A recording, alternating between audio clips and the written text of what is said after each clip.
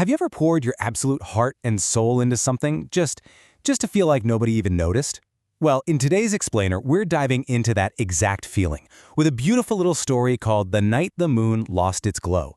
It's a tale that asks a really simple but profound question about what it actually takes for us to shine. I mean, it's a feeling we've all had, right? That sense of being completely overlooked, like all your effort just vanished into thin air. We're starting with this question because, honestly, it's the key. It's the key to understanding how something as massive and constant as the moon could suddenly feel so small. All right, so let's set the scene. Our story kicks off in a world that's cozy, it's comfortable, and it's completely, maybe a little too completely, dependent on one single shining presence up in the sky. So picture this idyllic village, Willowbend. You know the type. The houses kind of lean into each other like they're sharing secrets. Everything is warm and familiar. It's a place of almost perfect peace, a world just bathed in this reliable, maybe too reliable light from the night sky. And this is our hero, Lumi. Her whole deal is curiosity and this really special connection she has with the moon. Every single night, she's the one. She's the one who looks up, who waves, who actually sees it. And that small act, it's way more important than she could ever know. But of course, this perfect, predictable little world is about to face a crisis. A very sudden and very, very quiet crisis. And there it is. The one thing they could always count on just stops. The moon comes up, sure, but it's pale, it's dim, it's like a forgotten thought. And suddenly, the very foundation of their world feels shaky. And you can immediately see this chain reaction, right? It's not just that the sky is dark. The entire world feels it. The owls go quiet. The fireflies seem anxious. Even the river looks tired. They all relied on the moon's light, and its absence throws everything completely off balance.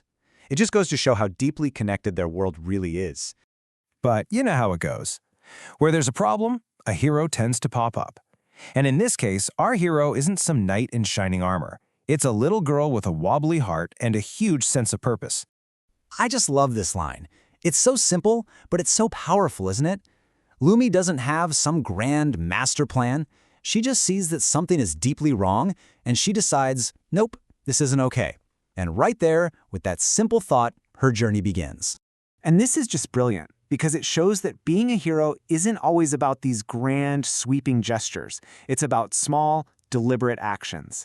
Tying her shoes with purpose. Packing not just a snack and a bell, but a brave thought. Think about that.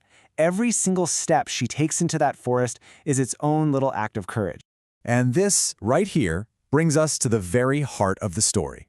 Because Lumi isn't looking for a broken machine or some cosmic light switch to flip. She's about to discover the real, emotional reason for all this darkness. I mean, just stop and think about that for a second. We think of the moon as this giant, unfeeling rock floating in space, right? But the story throws this question at us, and it forces us to wonder. Maybe, just maybe, even the biggest, grandest things can feel small and overlooked. Wow, what an image! The vast, powerful moon brought right down to Earth, sitting on a rock like a person, just looking completely heartbroken. It instantly makes this giant celestial body so human, and it tells us right away that the problem isn't mechanical, it's emotional. So here it is. This is the crucial point. The moon didn't run out of fuel. It ran out of connection.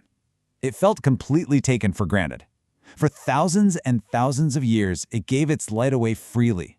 But when nobody even bothered to look up, to just acknowledge it was there, it lost its will to shine.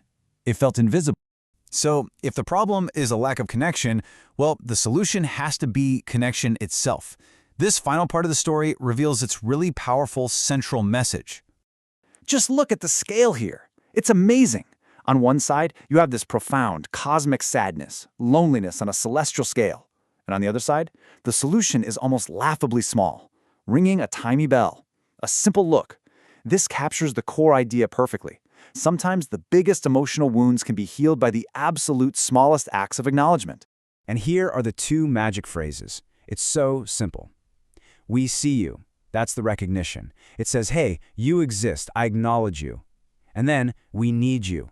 That's the affirmation. It says your existence matters. It has value.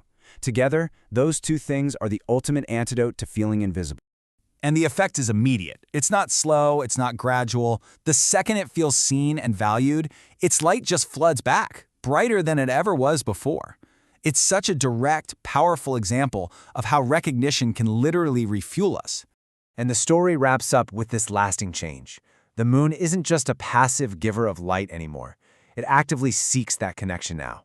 It looks down, searching for that wave, because it remembers what it feels like to be unseen, and it never ever wants to miss a chance for connection again. And so, we end by turning that lesson back on ourselves. The moon might be a metaphor, but that feeling is completely real. We all shine a little bit brighter when we know someone is looking up, noticing us. So the question to leave you with is a simple one. Whose light could you restore with just a small glance?